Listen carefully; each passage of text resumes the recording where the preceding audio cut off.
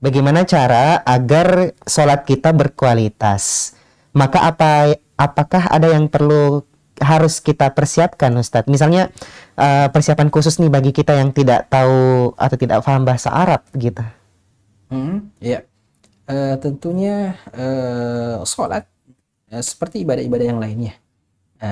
Kita semuanya berharap ibadah yang kita lakukan termasuk sholat itu berkualitas. Berkualitas, dan ini amalan ibadah yang berkualitas atau sholat yang berkualitas itulah sebenarnya yang diinginkan oleh Allah Subhanahu wa taala. Sebagaimana dalam firman-Nya, alladzi khalaqal mauta wal hayata liyabluwakum ayyukum ahsanu amala. Allah Subhanahu wa taala menguji kita, menciptakan kematian, menciptakan kehidupan agar supaya kita diuji. Semuanya kita diuji di dunia ini. Apa yang Allah Subhanahu wa taala inginkan? Apa tujuan Allah Subhanahu wa taala dalam ujian tersebut? Liyabluwakum ayyukum ahsanu amala, yang paling baik atau yang paling berkualitas amalannya. Yang paling berkualitas, Allah Subhanahu wa taala mengatakan ayyukum aktsaru amala. Siapa di antara kalian yang paling banyak amalannya? Tidak.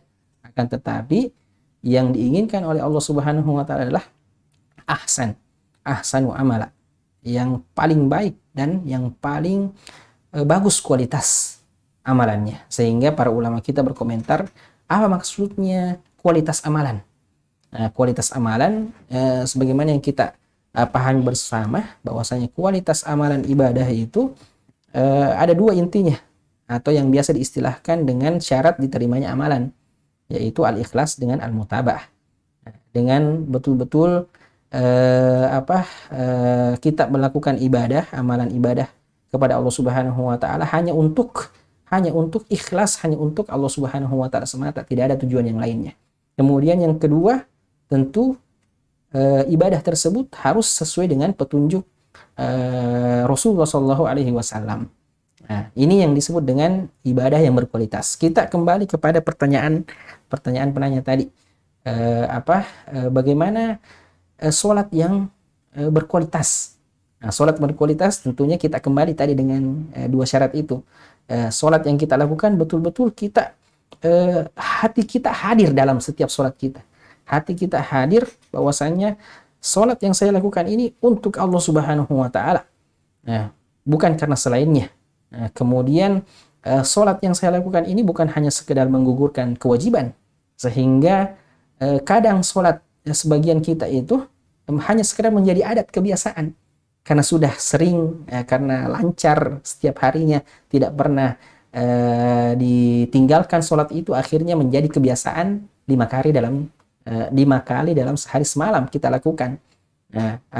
Ini yang perlu kita perhatikan, bahwasanya sholat kita tidak boleh menjadi adat kita, tidak boleh menjadi hanya sekedar adat kebiasaan saja, akan tetapi sholat itu, setiap sholat yang kita lakukan kita hadirkan hati-hati kita di dalamnya. Sehingga sholat itulah sholat yang berkualitas di hadapan Allah Subhanahu wa taala.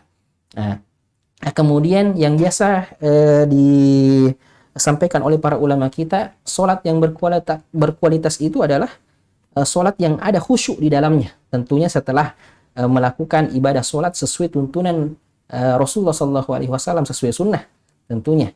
Maka ketika ibadah sholat itu ada khusyuk di dalamnya, khusyuk ini sebenarnya istilah lain daripada yang kita sudah sampaikan tadi, yaitu menghadirkan niat.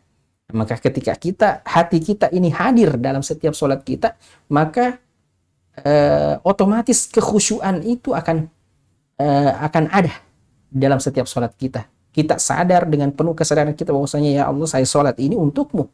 Maka otomatis hati kita itu akan terpaut dengan sholat kita, kemudian kita melakukan sholat itu dari awal sampai terakhir dengan penuh kesadaran, hanya menginginkan ridho Allah Subhanahu wa taala dari sholat yang kita lakukan. Nah, mungkin ada hal-hal yang ditanyakan penanya tadi, kalau tidak salah ada kiat-kiat tidak sebelum sholat, Iya. sehingga kita bisa mendatangkan khusyuk dan kehadiran niat dalam sholat kita. Ya tentu ada. Iya. Sebagaimana yang dicontohkan oleh para salaf kita. Ketika azan berkumandang, langsung tiba-tiba beralih keadaannya, langsung mengarah ke masjid, mengambil wudhu, seakan-akan tidak mengenal keluarganya ketika mendengarkan azan. Kemudian ketika berwudhu pun dengan begitu khusyuknya sampai dalam masalah wudhu, sampai dalam masalah wudhu ini sebelum masuk sholat, khusyuk melakukan sholat, melakukan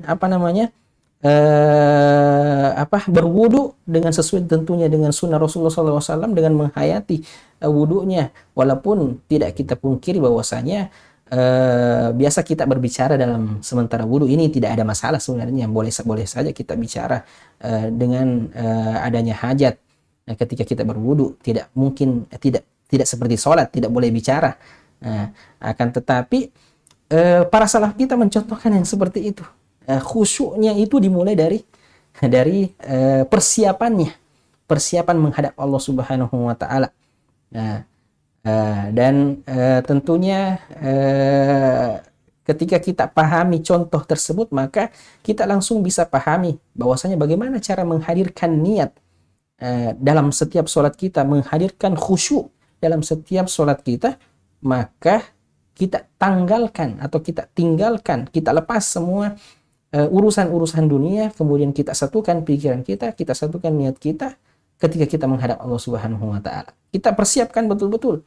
Biasanya kalau kita dalam aktivitas keseharian kita, azan berkumandang, tidak kita hiraukan, kemudian kita hiraukan itu kalau sudah qomat baru terburu-buru. Ini tidak ada persiapan sama sekali. Allah musta'an, ini terjadi di antara kita. Jadi sekali lagi, kehadiran hati, kekhusyuan kita dalam sholat itu hal utama yang perlu selalu kita perhatikan. Nah, karena salah satu hal yang dicabut di akhir zaman ini oleh Allah Subhanahu wa taala, hati-hati yang khusyuk kita dalam sholat-sholat kita. Nah, jadi setiap kita memulai sholat kita satukan hati kita menghadap Allah Subhanahu wa taala. Kita lupakan hal-hal keduniaan, karena biasanya syaitan pun semakin giat pada saat awal-awal kita sholat, sehingga kita kadang ada lelucon bahwasanya kalau ada yang hilang, ada barang-barang yang hilang, sholat, karena semuanya akan ditemukan dalam sholat. Biasanya seperti itu, karena syaitan haris, sangat semangat untuk menggoda kita agar supaya kita tidak khusyuk dalam sholat-sholat kita. Ya, wallahu ta'ala alam. Baik, terima kasih Ustaz untuk jawabannya. Ya, meskipun ini sebenarnya di pertanyaan Fatal Bimo ini ada yang lebih khusus lagi Ustaz. Misalnya persiapan bahasa Arab nih Ustaz. Karena kan bacaan sholat kita kan penuh bahasa Arab nih Ustaz. Yeah. Nah, ini apalagi khususnya bagi yang kurang paham dalam bahasa Arab. Tapi ini termasuk persiapan yang harus dilakukan supaya bisa paham bacaan, kemudian menghadirkan kekhusyuan. Itu satu hal yang membantu kekhusyuan dalam sholat itu memahami bacaan. Walaupun mungkin kita tidak bukan seorang penuntut ilmu yang belajar bahasa Arab, walaupun tetap kita usahakan untuk memahami bahasa Al-Quran. Akan tetapi pada awal-awal mungkin masa belajar kita belum paham, paling minimal kita tahu semua arti apa yang kita baca. Baik. Nah, terutama surat Al-Fatihah, kemudian bacaan-bacaan yang selalu berulang, tidak berubah-ubah. Baik. Ya, Masya Allah. Jadi penting juga ini Ustaz ya.